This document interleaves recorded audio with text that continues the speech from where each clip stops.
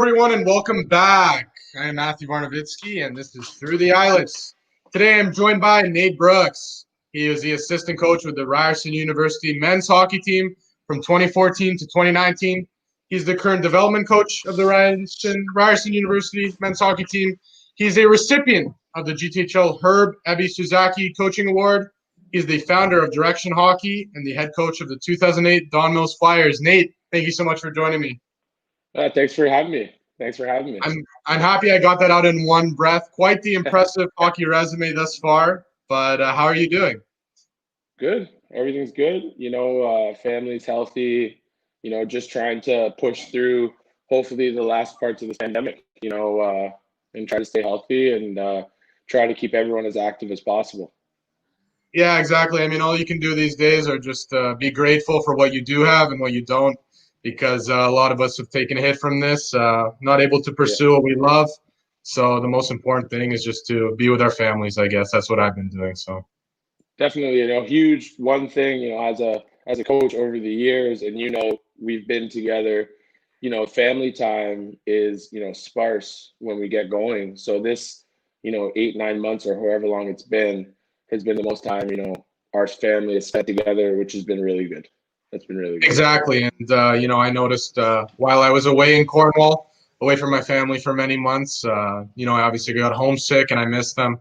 And then when I got home, we became so close. And obviously with this pandemic, there's a lot out of our control, but we've just tried to make the most out of it. And we're fortunate to live in the situation we do and spend the time we do together. For sure, man. Yeah. But anyways, I mean, I want to go back because a lot of people know the Nate they do today, but they don't know how Nate got to where he is today. So, like a lot of the players you coach, you happen to play in the Greater Toronto area. Talk about your experience playing minor midget with the North York Canadians as an underager.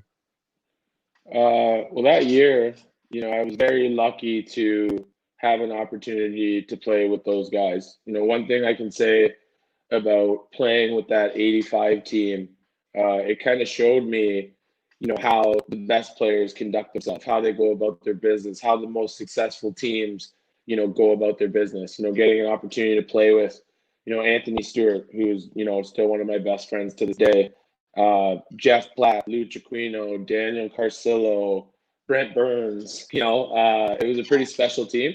So to be a part of that was amazing, and I took a lot away from it and learned a lot from those guys. Yeah, it was awesome. It was awesome. The only unfortunate thing, we still talk about it. So that year, the Peterborough Petes had Corey Perry. He was like their guy. We had Anthony. We were playing the OHL Cup. Date in the finals was set, and we ended up getting upset in the semifinals by Hamilton, a team we beat like 7-1 the day before. So it ended on a sour note, but that was a really special team for sure. Well, I recall you telling me not a few months ago, when I was working with you, that it was penalties that cost you guys that game. It was. I won't say the individual's name, but it was the name, but penalties. He knows who he is. He knows who he is. We forgive him now. Yeah.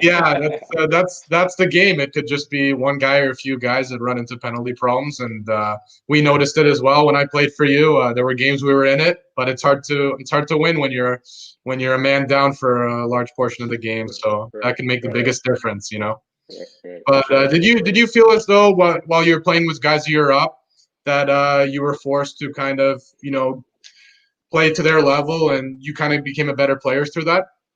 100%. At that time, going up by an age level, especially going up to play with guys that are in their draft year, everything you needed to do needed to be faster. You needed to make plays faster, right? The game was faster. The guys were stronger. The guys were bigger. It was just great experience that I was able to take back to my team the following year. And like an experience that kind of got me ready for what was next after, which was junior, which was playing against now, getting thrown in the mix with guys that are 4 or 5 years older than you. I think that time I spent with the 85s helped me along the way there too. Yeah, definitely. And did you find the transition into playing against your own age group, that minor midget year? Did you find it was a much easier transition? Not exactly. And the reason being, going back to my own age group, I had a decision to make that year. It was Do I go and play junior as a 15-year-old, in Markham, or do I come back to the Canadians, or do I go and join the Red Wings, who were the best team in our age? And I stayed loyal to our coach, and I stayed with the Canadians. And we were a mid-pack team in my draft year, and there was a lot of good hockey players, right? It was kind of like being right back in it. When the pressure's on, in those years, the game really takes another step. All I felt was that time, going to the OHL Cup the year before, going through the experience with all the scouts and the agents and things like that, I was able to help guys on my team. But in terms of the hockey, it was pretty comparable, right? Like I said, that draft year, it's a special year, and the hockey changes in that season for sure. I find it interesting that you mentioned that because in today's game, unless you get exceptional status, which players we've seen, like players like David and today Shane Wright, they can play as a 15-year-old in major junior. But in Tier 2 hockey these days, you won't find 15-year-olds playing the rookie year. It's only a few select 16-year-olds. So it's interesting that at that time, at your age, you had the opportunity to go as a 15-year-old and play against 20-year-olds. Yes. So in my age, and years before 83s all the way up, so guys had the opportunity to go and play their draft year at the junior A level. Obviously, if they were good enough, if there was a fit on the team. Like, for instance, in my age, Wojtek Wolski, who played a long time in the NHL, another buddy of mine, played for the St. Mike's Buzzers as a 15-year-old. I think he might have led them in scoring. Evan McGrath played for the Oakville Blades. Another guy that you'd recognize, Steve Downey, played for the Aurora Tigers. My first year in junior as a 16-year-old, he was on Aurora. So it was a common thing back then that, certain players, took that jump a little bit early, right? And gave it a try. There's guys that tried it and came back down to the GTHL. There's guys that stayed and had success. But again, it's all just kind of getting ready for, what comes next. And back when we were coming up, the majority of the junior teams were a lot older, with 18, 19-year-olds and, obviously as many 20-year-olds as you can have. But to be prepared for that, it's a much more physical game, more demanding schedule. So anything that you can do to get ready for that, it's almost that competitive advantage. And that was decisions that families had to make, right? And for our family at the time, it just made more sense for me to go back to the Canadians. Yeah. And then I went to Markham the year after. So, yeah, exactly. And I think the important thing to recognize is that while you may be skilled enough and fast enough, you do have to physically mature because the older guys are not going to take it easy on you. It's not like you have a patch on your shoulder that says 15 or 16. You're just another player there, so they're going to play the same way. But as mentioned, you did make the jump the year after to the Markham Waxers organization, and it looked as though you were going to go on the path of NCAA collegiate hockey. So you went to the United States Hockey League, and then within that season, you went back to the Waxers, and then you went to the Ontario Hockey League. So what went behind that decision, and did you notice any differences in the style of play? So I played my first year with Markham as a 16-year-old. I was a draft pick of the Ice Dogs, and that was actually the first year the Ice Dogs made the playoffs, and I had a great relationship with Steve Ludzig, Jerome Dupont. And when they all left that summer and there was a brand new staff in there, I kind of, I had to get to know the new people. I was kind of starting from ground zero, but at the same time, I was starting to get a lot of interest from Division I schools. So I decided to go back for my second year, had a really good year. And right around the time of my birthday, I committed to UMass Amherst. Went through that process.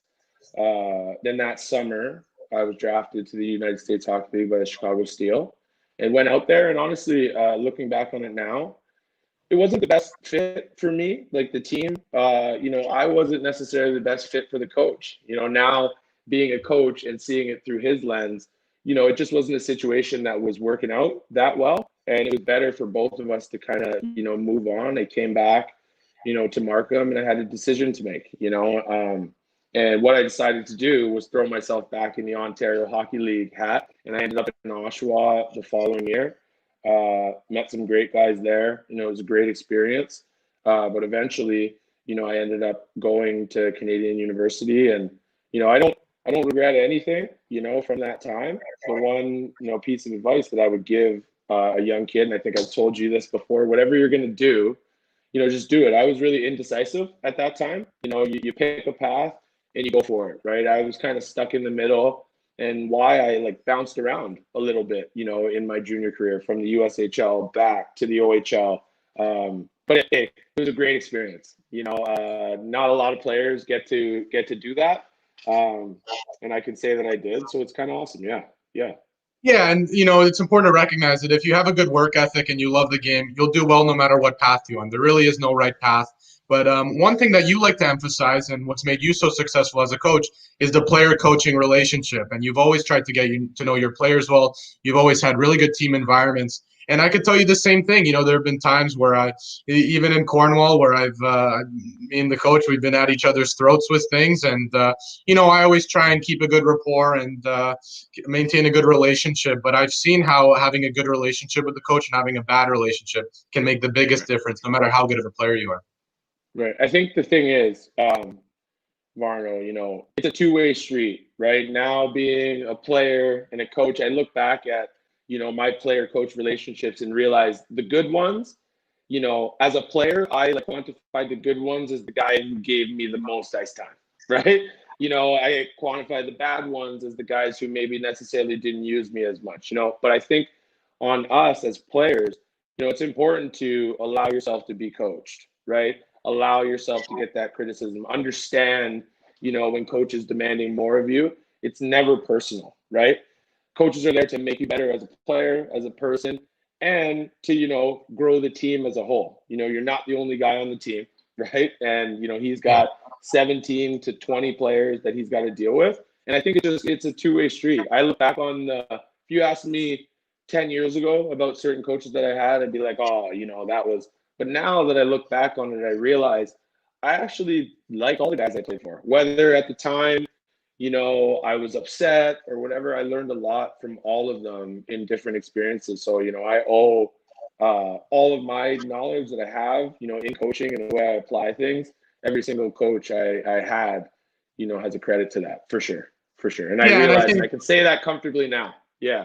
Yeah. And I think what I've tried to do is, understand the coach's perspective. I think there's a big difference between being singled out and just, it not being the right time. My first year in Cornwall, I noticed there were many games that I just wasn't in the lineup. And, the first thing I took into account was, well, there's a lot of older players. There are players with more experience, this and that. And I really tried to not take it personally and just, work on what I had to do every day to get back in the lineup. Because at the end of the day, every coach, is just trying to keep their job and trying to win games, and everyone's just in it for themselves, and that's just the nature of it. You become stronger as a group when you understand that. And the other thing too, for coaches, it's just about realizing that, not every one of your players is the same, right? Like I don't believe that you can throw a blanket over everybody and treat them the exact same way. Everybody has, individual things that they need, maybe a certain type of coaching that they take to. And, the quicker you can identify that and build that relationship and know what each individual needs, I think, the better that individual can contribute to the group.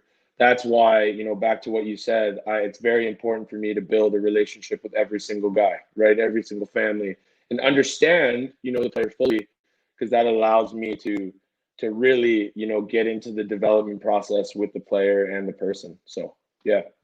Exactly. I mean, it is hockey's a game for everyone, and it's something that stays with you forever. And to make long-lasting friendships and just as a life skill to work with people, it's really important. And if you can't get to know your players, then how are you going to coach them? So that's a really great point that we discussed. But you had a stellar. Yeah, sorry. Sorry, Marno. I realized because you have the captions here. Thank you for that. You asked if I noticed any difference in the style of play in Yeah. the two leagues. One thing about the USHL and necessarily the OHL here, what I found the big difference was in the way teams practice. In the USHL back in the early 2000s, it was like Game 7 war zone in practice, right? And practices were longer, and the style of play was a bit different. But again, back then as a Canadian kid, I didn't really know what I was getting into. You know what I mean? We know about the OHL, we know about, and you get there and realize that there's great hockey players obviously everywhere, and that league was awesome. And it was good to get that experience, that type of coaching style where, our coaches believe that practices should be harder than the game. There's something to be said for that. There's also something to be said for the way, they do in the OHL, kind of taper your week towards the end when the weekend's coming.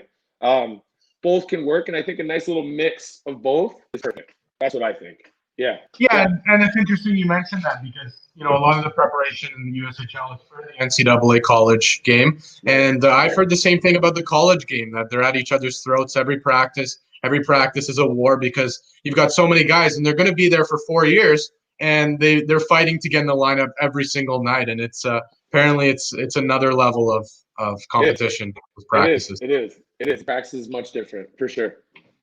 Yeah. But so you had a stellar junior career, and then you made the transition to Canadian University hockey. So talk about your experience at York University. What was a normal day like as a student athlete with that hockey team? So, I mean, as a student athlete, in the OUA or U Sport, you're responsible for three things really. A, obviously your academics.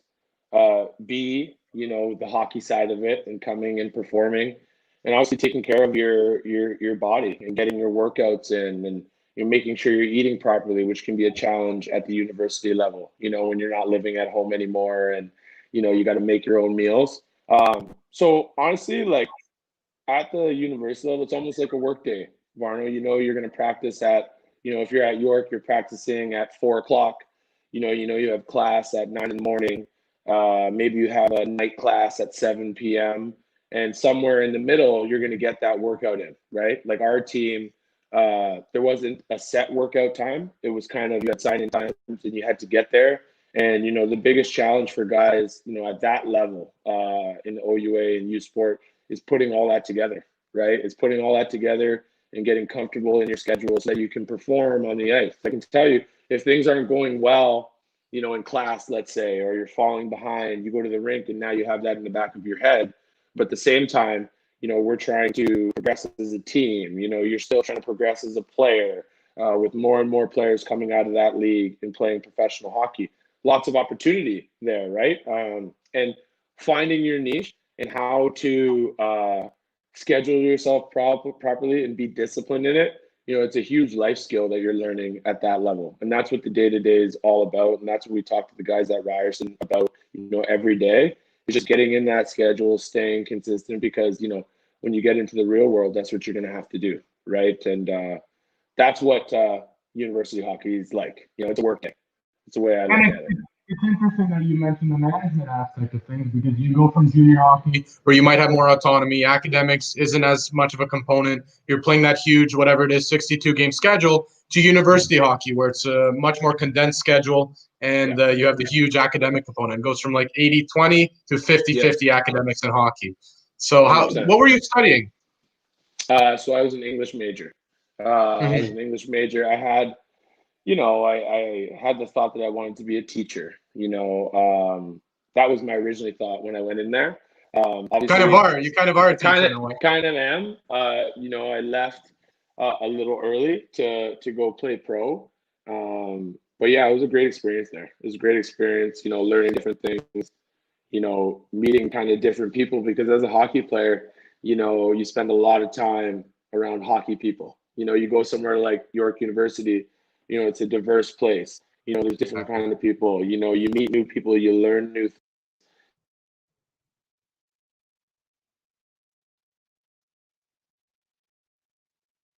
Am I here still? Yep, you're good. You're good. Sorry, I'm not sure what happened. But no, yeah, that was a huge life lesson. I met my wife there, so it was all good. It was good. Yeah.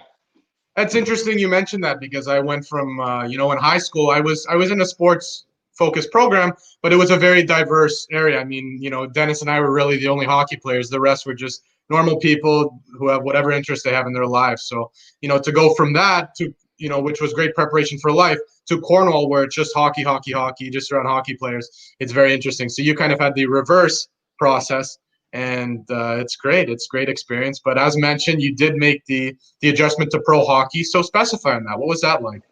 Oh, so that was, you realize, you're so eager to get out of the university setting and, go give pro a try at whatever level. You're just hungry to do it. And then you get there and realize this is a whole nother level. This is a whole nother level of competitiveness, discipline. Now we're back up to 60 plus games, 17-hour bus rides, contracts that can be ripped up and you can be put on waivers within 24 hours, onto a different spot. Realizing that there's guys with families there, that, it just changes the dynamic. But it was a great experience. It was fun. I originally went to Tulsa. At the time, Tulsa had become affiliated somehow with Colorado in the American League team, so there was a lot of guys in the mix. So there was, walking in and, seeing your stall. All right, this is cool. This team's going to carry, 10 forwards, dress 10 forwards a game, because that's all it is, in the East Coast League, in the SPHL, 10 forwards dress every game. So you start looking around and you're counting, okay, so there's like 15 forwards here. We're all on the same contract. But then there's a wall, on the other side where there's 20 nameplates, and those are all the guys that are in camp with the Lake Erie Monsters, right? So you're going, okay, now you're in the business of hockey. And there was a lot of movement out of that training camp. Just because you start there, that doesn't mean that's where you're going to play. And I learned that pretty quickly. Played 2 games in Wichita with Tulsa.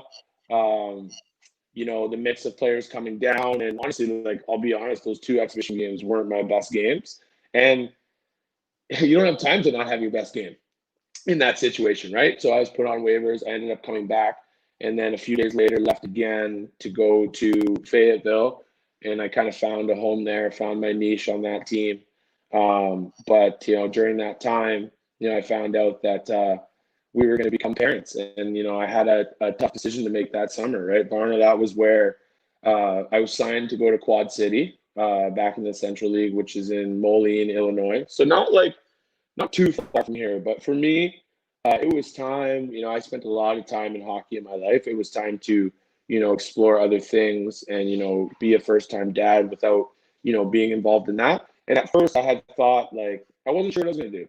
Maybe I'll take the year and go back.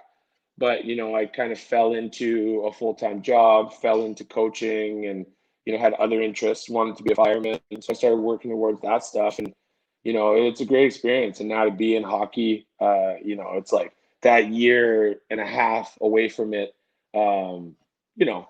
it was nothing. It was just almost like a refresh for what was coming next. So, yeah. That's interesting. That's a great segue. But going back, those minor leagues of pro, you're not going to really make a lucrative career out of it. It's more as a development path to the higher levels. They're just trying to cut out, get the best of the best that can train and then be ready for the top pro leagues and then eventually the NHL. But, I also found kind of in a similar case that, in Cornwall, I didn't have time to have a bad game. When I was in the lineup, it was because I had to do something good and have some sort of contribution. And then, the time off at the end of the season, it kind of, I wasn't really missing the game. And then when I decided I was going to get back into it and things started opening up again, it was like this. I totally forgot. So, time flies. And then when you're ready to go again. But transitioning, I mean, you talk a lot about, I didn't know this, that you went into a full-time job and had this interest in that. So talk a little bit about life after hockey. So life after hockey, the original plan. So I had a really good friend of mine, my best friend, Daniel Torres. He had how do I explain it? So he worked for this company, Jet Ice. And Jet Ice is responsible for, all the rinks you see in the NHL, that we have here in the GTA, Sudbury, Cornwall. They're like the biggest, company in the ice preparation. So the white ice that you see, they make it all. All the logos you see under the rink, they make it all. All the paint that goes in, the red line, blue line, it's all produced, out of a place in Newmarket. And I thought, as like an entry-level job, again, I was a guy who was so focused on hockey, in my life that I need to find something where I could do that. And then I could also track towards being a fireman. But I jumped into that job.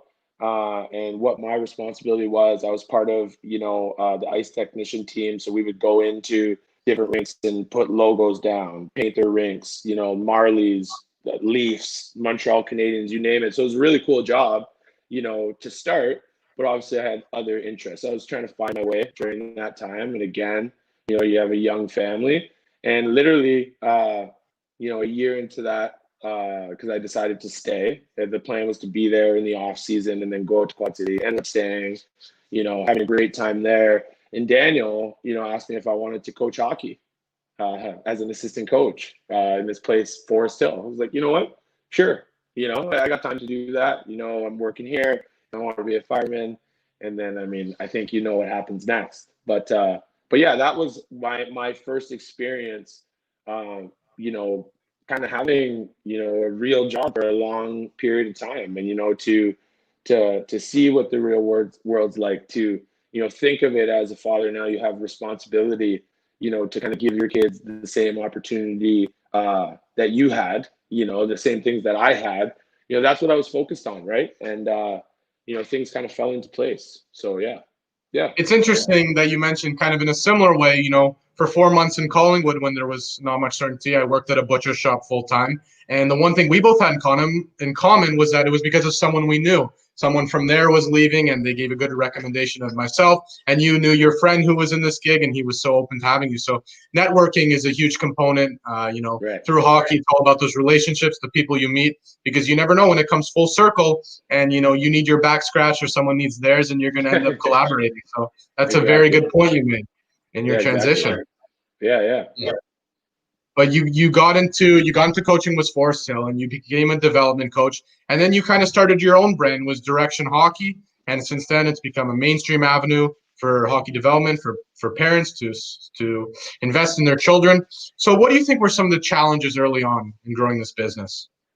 So the challenges kind of, started in me getting into it and being in Forest Hill and, kind of right away them asking me, like, do you want to become a part of the upper management and help us build, this structure? And, we want to see it through your eyes as, someone who's been experienced in this league. And to see the success that we had in that organization going from one team to now, having a team in every age group at the single A, double A level. I wanted to make sure that when I, got into the hockey business, I wasn't even really sure that I wanted to do that at first, Marno, right? So when I figured out, that, I could do a lot, with my own program and things like that, it was about finding a way to do it the right way, right? As a coach in the GTHL, who has a hockey program, it's about keeping the two separate, right? Like Direction Hockey, the name and everything behind it, the idea was not only to provide, a hockey service, but to also, build those relationships and help people through this process, to tell them what's important, what's not, and kind of mentor families, because that's the biggest thing, right? A lot of families go through this. If you ask your dad if he would have done things differently, if he knew more with you, he would have, right? He would have said, I would have done this differently, whatever, no regrets. But to see families, with young kids and helping them through this, hockey, it's super competitive, right? And there's a lot of factors that go in. So the challenge for me was just finding a way to do that the right way. And, doing that, I was at Ryerson in the summertime, we were basically off. So you had time to kind of do different stuff. And, just started with having a couple of tournament teams, right? And, running a small camp here with kids that, we knew really well, to what you see now where we train kids from every team, every loop, and, everything that we do is high level, from, the on ice product that we deliver, the extra services that we can provide, and just the overall mentorship. Like I'll spend, as much time on the phone with a parent who's, son or daughter trains with us on Tuesday night as I will on our team, because, I think it's an important piece to what we do. So And I think that's, yeah. Yeah. Sorry. Go ahead. No, that's a great detail you mentioned, because the world of hockey is a very complex one. And when you're entering it with very little knowledge of how it works and all the different components, it's very hard to make your way up. And that was the case with myself, my parents, my dad. He's not from Canada. He came to Canada when he was in university, and hockey was something that's big in Canada. And he kind of got me going at the local ring. So to have a mentor like yourself, Nate, which was part of the appeal in going to play for Forest Hill, in addition to having some friends there, it's so important to have kind of a guiding figure that has experience and can really help you when you have questions or things you need to know. So that's a really awesome thing that you mentioned. Yeah. So that's the challenge for me was just to answer it simply, was just to find a way to do it at the right time and do it the right way. That's all. Mhm. Yeah. Yeah, because that's also like, playing hockey, that's a competitive business as well. There's a lot of development places. You've helped out at Universal Hockey. There's, I can name so many in the top of my head, but I'm not giving up free plugs. There's many good places we've all gone to train at. And, just going on the Direction Hockey website, you guys have all those services, different development coaches, you've got, I forget her name, but there's a woman that helps with the mental side of the game. So you guys have yes, Technic Charles. So you guys have a very good operation going. But in addition to your work at Direction Hockey, it ties into your coaching career, because you've coached, like myself, you've coached many players at different levels, whether it's in the Forest Hill organization, pro hockey, AAA. So talk about, you've coached many players ranging in age and level of play. Do you adapt your coaching style when you coach players at a different level? Definitely. I mean, I'm always looking to build up that relationship, right? And gain as much knowledge about the individual we're working with, so we can help, that individual, express themselves athletically, right? So yeah, am I going to, the 8-year-old, am I going to treat him like the NHL player that we work with? No. But it's all on the individual.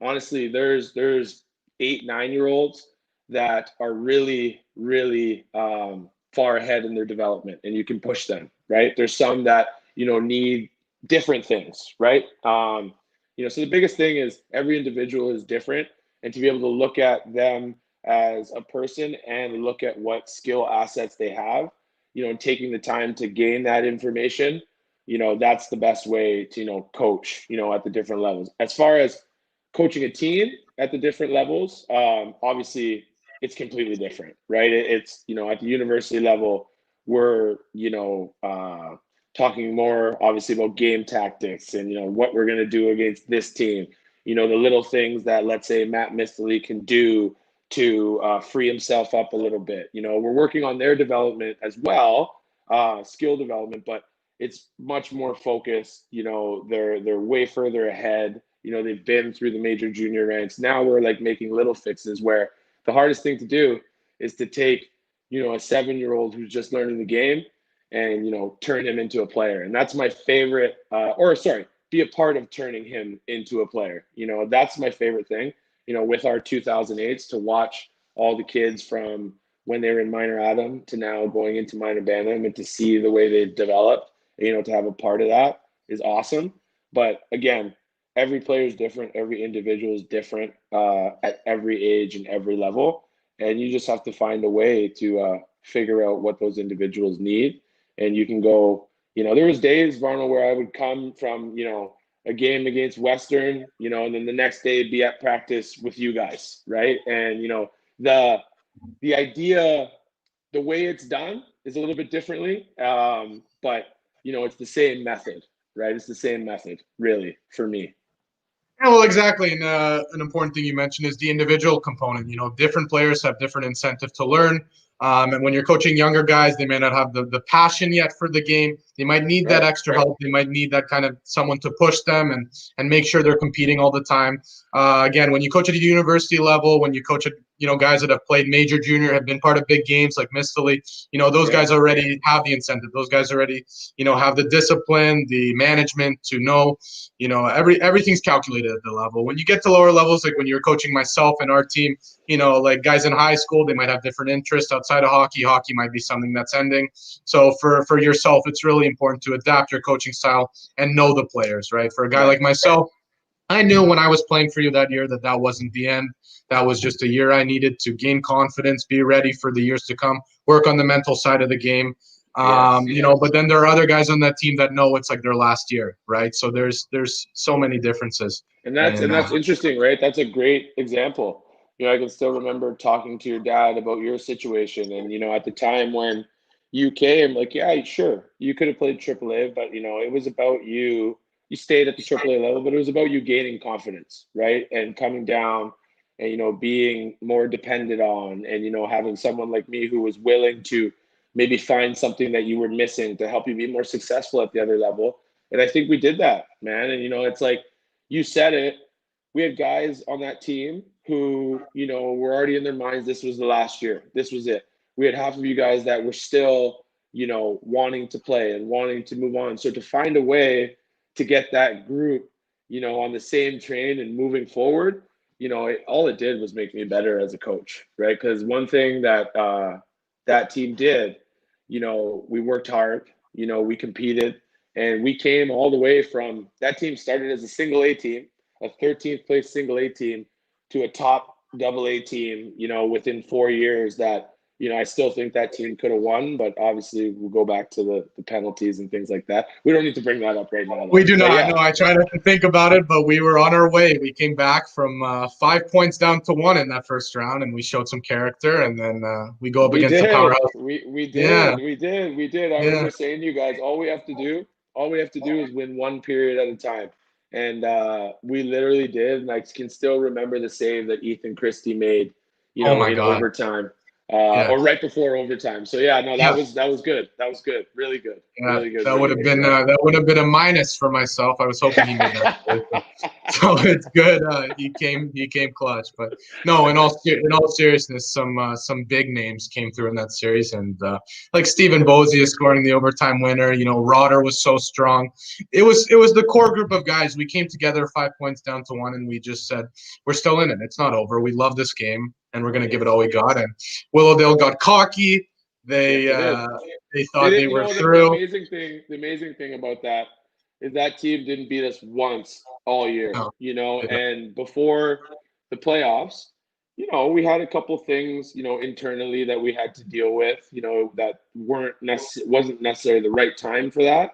But to think of, what we were dealing with, off the ice, tied directly into us being down 5-1, and eventually, it was like, hey, let's snap out of this. And yeah. this is still our series, and sure enough, it was. So yeah, yeah, Yeah, there's a certain point where you got to be mature and you got to say there's something bigger than whatever's happening in the locker room. We're hockey players, we got to come together, and that's exactly what happened. right, That was a right. great year, but through it It all, was. you were still part of the Ryerson staff, and you guys have been incredibly successful from the time you started in 2014 to the time in 2019. You're still coaching.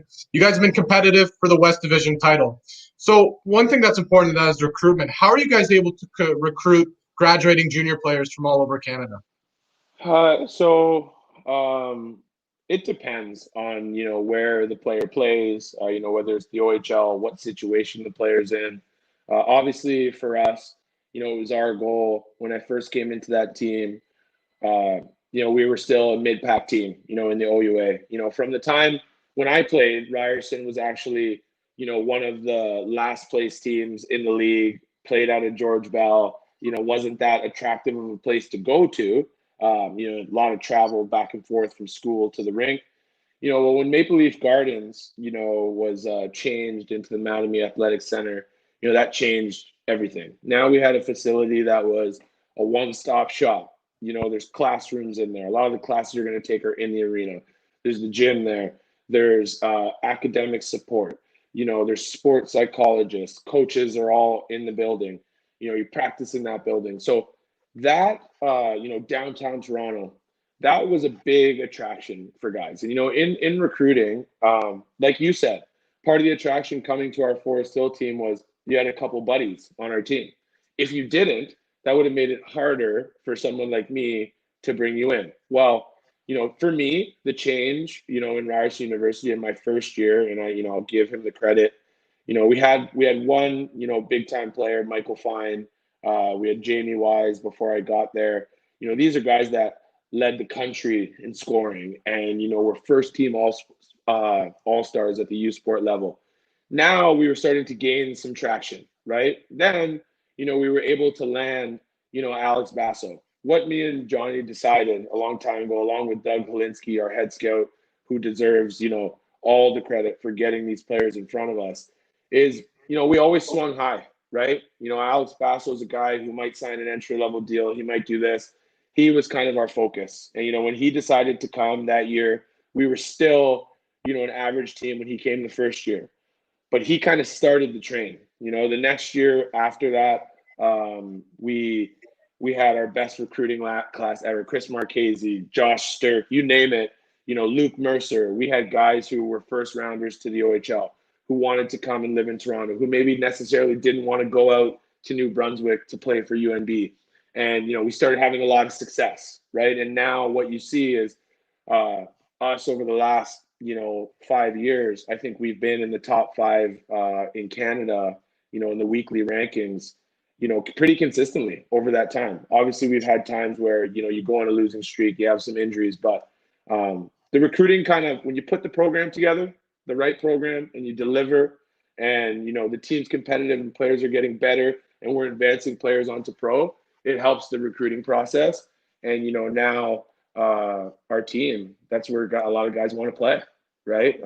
And it comes from the guys before that set the culture and kind of set the tone. And, we do it the same way. We try to get the best players, and the best people and the best students in. And finding the right mix of players, it isn't the easiest thing to do at the university level. But recruiting is a big thing, right? Recruiting is a big thing, and it's a lot of time getting to know the junior level, building relationships with the coaches at the junior level, because they can help, help players, help you find players, and, finding the right individuals that want the right programs, right? So the recruiting, it depends on the individual. Things are, different guys have different needs. Sometimes we get guys who want to come without visiting, right? They've talked to their buddies, they know everything about it already, and just like, we want to be a part of it so bad.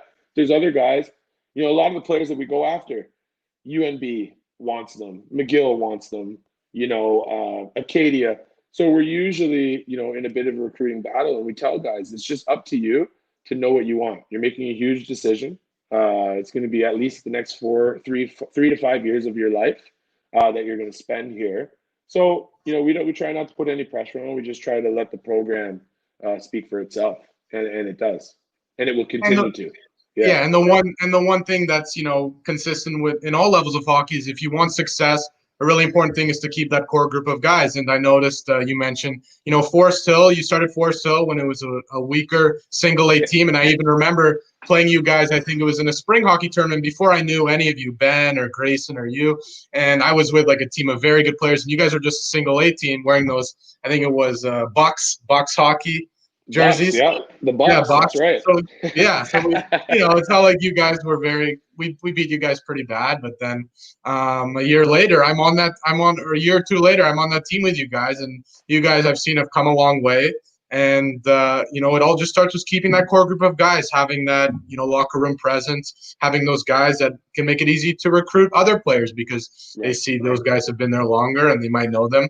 So it's interesting you mentioned that was Ryerson, because I just find it interesting. There are so many universities guys have at their disposal after 4 or 5 years of major junior hockey. They have that free scholarship, and for you guys to be able to attract players from the Western Hockey League, the Quebec Major Junior League, when in the West, again, there's UNB or there's this and that. I find it very impressive. So it's very interesting. You mentioned you guys have your head scout.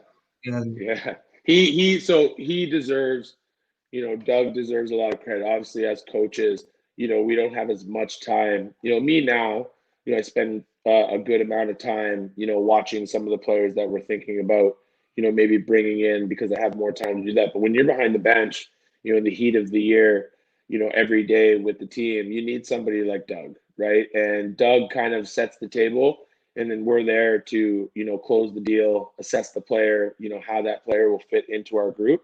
You talk about it, right? And we got guys now from the Western Hockey League, and that comes down to, we got a guy named Kevin Leff out of, he finished in Portland, 4 years ago. And he had played on the Seattle Thunderbirds, and, was a well-liked guy. He was a high draft pick, and he came in, and, he's now going into year 4. But after that, you get Hyman, from the Western Hockey League. You just start getting guys, and it all starts from word of mouth, right? Guys talk about the program. And again, guys want the right fit. Like you said, at the level that we were at together, there's some guys who are coming to university to continue playing, competitive hockey, but they have, career aspirations. Maybe their focus is there. It's like a 50-50, like we talked about. But then you get guys who want to do the school and also want to pursue their hockey still. And Ryerson's a great place to do both, right? And I think that that helps us, right? We're here to work on you as a player in your development still. Doesn't matter how old you are, because we've seen guys come to our league. Derek Shepard's a perfect example. He played at York, and I watched him come up from the Quebec League where they had him playing as a forward. He came to our league, and I think he had 19 or 20 points in his first year.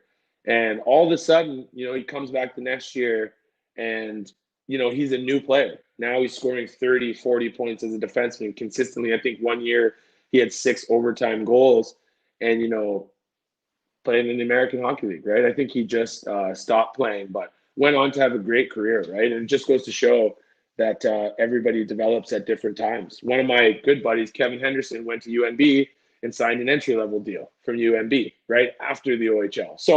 So again, university level can provide you with a lot of things, right? Can set you up for your career. You can still push to the professional level. And, Ryerson, we have the ability to do all that for you. And I think that's the main attraction for guys. And we're always in contention. The one thing, that we need to add to the rack is a Queen's Cup. And, it's not easy to do. And that's a testament to, all the teams in our loop. Like you look at the OUA West alone, and, you've got Western, Guelph, us. It's anybody's game, especially when you get into best 2 out of 3 playoff series, right? So yeah. Well, going back, Derek Shepard, hard to miss that guy because he's huge. I think he skated over the summer with those guys, and that's right. I knew I had to put on some weight, so right. Still working on that, but not to get sidetracked. Still very, very competitive. The Canadian University Hockey. Again, what makes the CHL so special, the major junior leagues, is that every year you play, or some guys are more fortunate where they get it automatically. You get that the school package and the free education. So it's good to have that in the back of your mind that you could always fall back on that. And most of the guys end up doing that. So it makes the hockey extremely competitive, extremely good. And yeah, it's just an incredible level of hockey. And you talk about a guy like Shepard, maybe that's what he needed. He needed that comfort at York University where he can have some good relationships, work on his academics, just come at the rink every day knowing he's going to be there as long as he has to, where he can then thrive and then go to another level. So it's by no means the end of the road, Canadian University. No, it is not. It is not. You make what you want out of it. Yeah, and with Ryerson, another thing that's important is, the importance of having a good facility to go from George Bell to Mattamy Athletic Center, where you have the gym and, Old Maple Leaf Gardens, that beautiful rink. It speaks volumes to how good the university has come. That university has come a long way academically as well, to go from, I think it was a college before, to now a really good mainstream university. So a lot of great things. Yes. Great place. But since then, you've also left your footprint in the world of minor hockey. You would now, unfortunately, with the circumstances, you'd now be entering your second season as the head coach of the 2008 Don Mills Flyers. How would you assess your first season as a group? It was a lot of fun. It was a lot of fun. We coming in and figuring out that we were getting that team kind of late in the game, in the recruiting game at the GTHL level, and not getting as much traction as I thought I was going to get. I thought for sure, we're going to be able to attract players. I realized how late it was in the game when we got in. And obviously, I spent the first 2 years at the 08 level coaching Forest Hill, AA, the 2008. So I had a pretty good handle on who some of the, AA players that were ready to make the jump were. And we decided to go down that route. Right. And we brought up 9 guys from AA last year. And, there's a lot of people who wrote us off. Right. In the meantime, though, we were able to attract, a couple of AAA players, good AAA players to add to that group. Now, a couple of players that could kind of show the guys starting at the level of the way. We got a fantastic goaltender and, we were off to the races. I remember our first 3 spring tournaments. We probably won 2 games in 3 tournaments, right? And we were losing games by 1 and 2. And I was going, as soon as our guys get comfortable at this level, like I think we're going to be pretty good, right? And all we preached to our guys was development, team, working hard and controlling what we can control, right? And I remember going now, fast forward through training camp to the Marley tournament. We went 0-4 in the Marley tournament. And I mean like 0-4. We lost to the Rebels, I think 7-2. The Chicago Fury, I don't remember what the score was. Team Illinois, gave it to us pretty good. We had a tough schedule in that tournament. And, we sat there as coaches and I said, you know what, this is going to be okay. We can see, where our deficiencies are, what we need to work on. And, we went into practice that week, we drove home the positives, showed video of us doing a lot of really good things and like how close we were. Sure, we lost 8-0 to Team Illinois, let's say, but, we gave up. They scored a couple early and so the following week was regular season and we got the Mississauga Rebels again. And I'll never forget it. I told our guys, and I'm like this, I said, remember, they scored a goal to make it 7-2. And they came by our bench and they were giving us the thanks for coming out. Yeah, we'll see you guys next week. Easy point night, whatever they were saying. I said, you guys remember that. Okay, that's how you're thought of. We're going to be able to come in here and, take some points from people. We watched our guys getting better throughout the summer. And we started the year 3-0, right? And ended up finishing in 4th place and lost in Game 7 to the Red Wings, who are one of the top teams, to now, making the changes that we made. We made a few personnel changes and it's changed our team. And, it's unfortunate that these guys didn't get a season this year. But, again, we're all about the culture, all about buying into the team. And whenever the puck drops, our guys will be ready. They've done a great job during this pandemic, keeping themselves active, and they're maturing a ton. And I'm excited to get back out there with our team for sure. Yeah, and I think a great thing you mentioned was kind of the importance of being a good loser. Staying level-headed is really important throughout the hockey journey. And there will be times where there are just teams that are better and they're going to give it to you. And to not let yourself go down with that is really important. And to have a coach like yourself with that, who already has that mature perspective, is crucial because these guys can let that bring them down. And to have a negative coach can make it even harder to come to the rink every day. So for you to take the positives out of it and bring the guys together like that, it speaks volume to your coaching and why you guys were able to translate, to success. And going back, it was the same thing with Forest Hill. You took a group of single A guys and moved them to a higher level. And, that's obviously going to be a tough transition. And those first couple of games are probably going to be not in your favor. And, I mean, then you did the same thing with that Don Mills team. And you just got to stay the course. And eventually you will plant yourself as AAA players that belong there. And that's what happened. And that's exactly what happened. Any of the players that I knew we had achieved our goals when the one thing that's important for me, when we're making a change for the team, it's for the betterment of the team. It's not personal. Me liking to build relationships as much as I do actually makes, that harder, that part of it. But, we committed to making sure that the players who weren't coming back found a home at the AAA level. And it wasn't hard to do. Our players were sought after, and that's where I knew that we did the job we needed to do. Everyone got better, and it is what it is. It's hockey.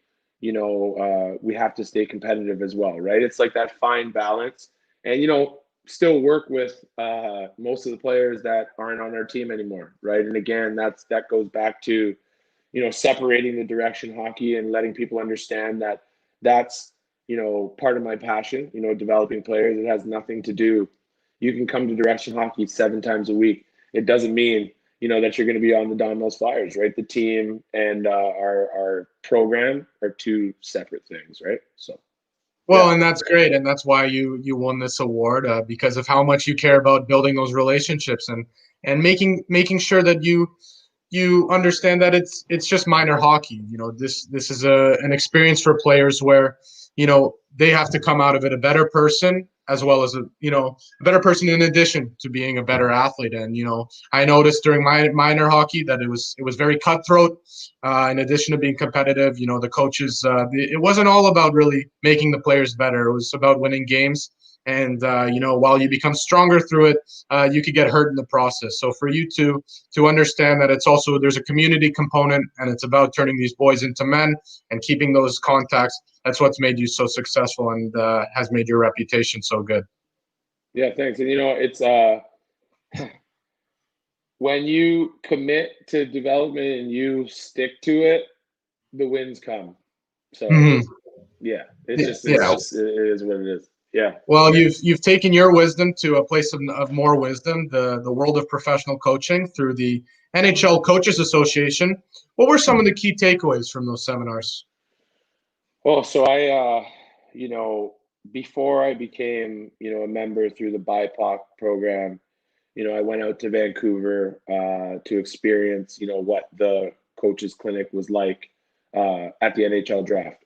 Prior to that, I every year Johnny and I go to the coaches site conference where we get to meet some of the best coaches in the world, some of the best hockey minds in the world, and to share ideas and to realize that, some of the things that we're preaching, actually a lot of things we're preaching, they are too. So, figuring out years ago that we were on the right track, that I was on the right track, helped a lot.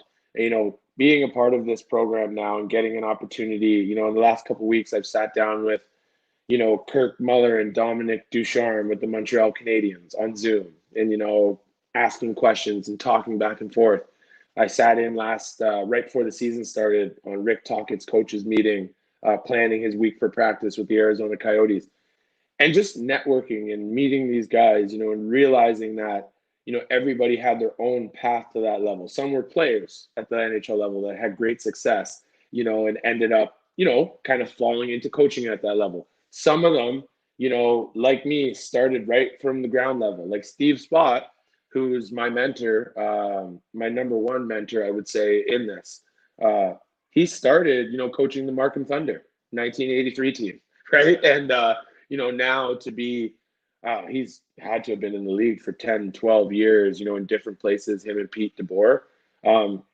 You learn on the hockey side, but what you learn from those coaches is how simple they make things, right? The most successful guys, like in terms of getting their team to perform, the plan, the tactics, everything is very simple. NHL coaches have a great ability to make the most complicated thing seem like the easiest thing in the world. And learning that part of it and the little nuances and having Steve Spott say to me, just because you understand something, in your head, you still have to make all 17 guys in the room understand how are you going to simplify it, so every guy in the room that learns differently, knows the plan, right? Knows what the culture is supposed to be, knows what the expectations are.